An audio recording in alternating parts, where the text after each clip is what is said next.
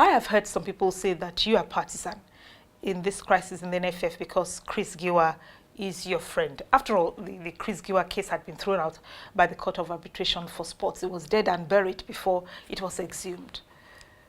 Where do you really stand?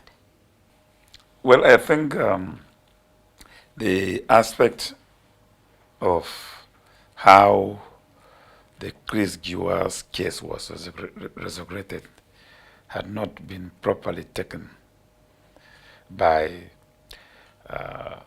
the public. And I think I have been saying it times without number. But maybe those who also accuse me of taking partisan position have also partisan minds in assessment of the facts. I assume responsibility as a minister without even knowing that the leadership of the Nigerian Football Federation before its evolution has some form of crisis. I only met leadership on the ground, and as government, I was relating with them until I received a letter written by a just-based legal practitioner informing me of an intention of Chris Giwa to take over the administration of Nigerian Football Federation.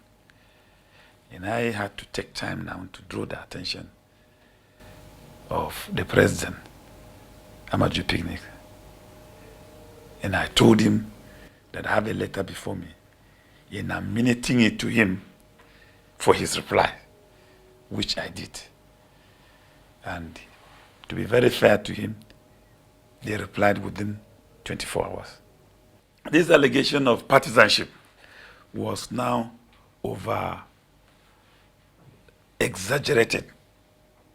And said, well, yeah, you are from Plateau, yeah, Chris Giwa is from Plateau, and so you have taken side. I said, my good God.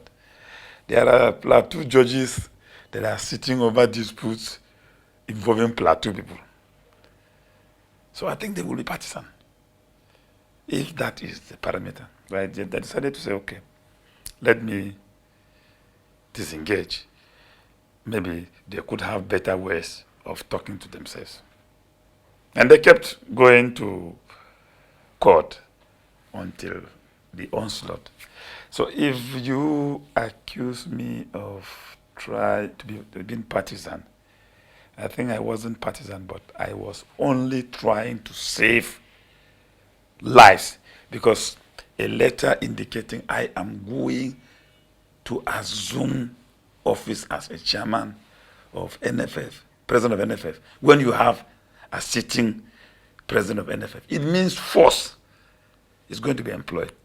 And who knows whether lives will be lost. So as a responsible leader, I couldn't have folded my arms and said, well, let me see casualties, 2-3 people on the ground. Then I would say, oh, they were serious. So I was just being very proactive. And I never at all resurrected it. And I am not a partisan person. So what do you reckon is the way forward? I have decided to set up an advisory committee of 7 seasonal sport administrators to advise the ministry on the way forward.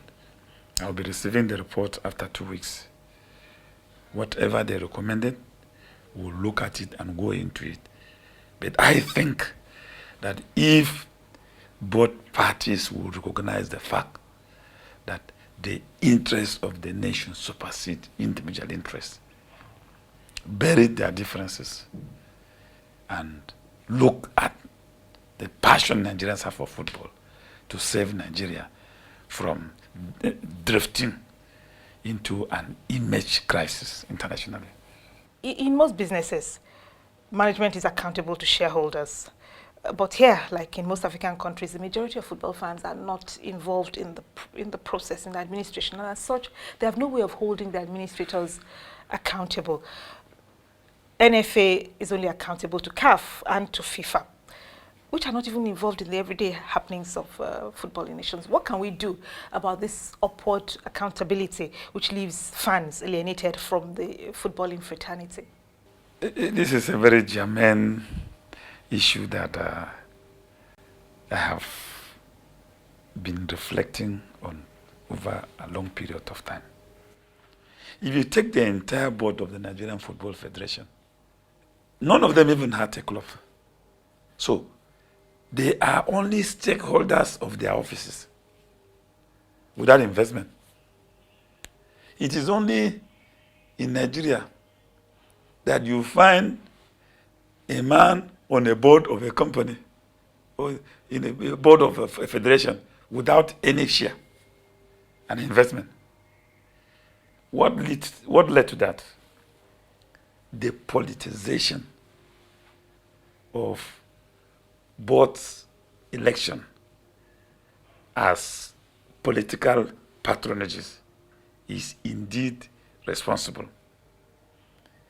What we see playing out today in the Football Federation may gradually infect other federations. And I think we politicians are responsible. So the only way out of this is one,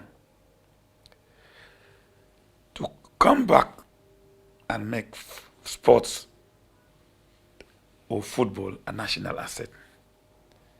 It should be owned by the fans who have interests and stakeholders.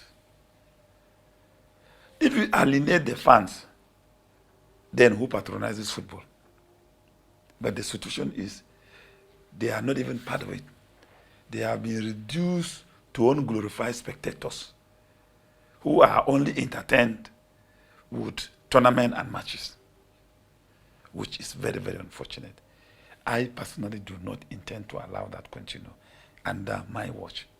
I have promised Nigerians that most of the federations on return from Rio will be due for elections.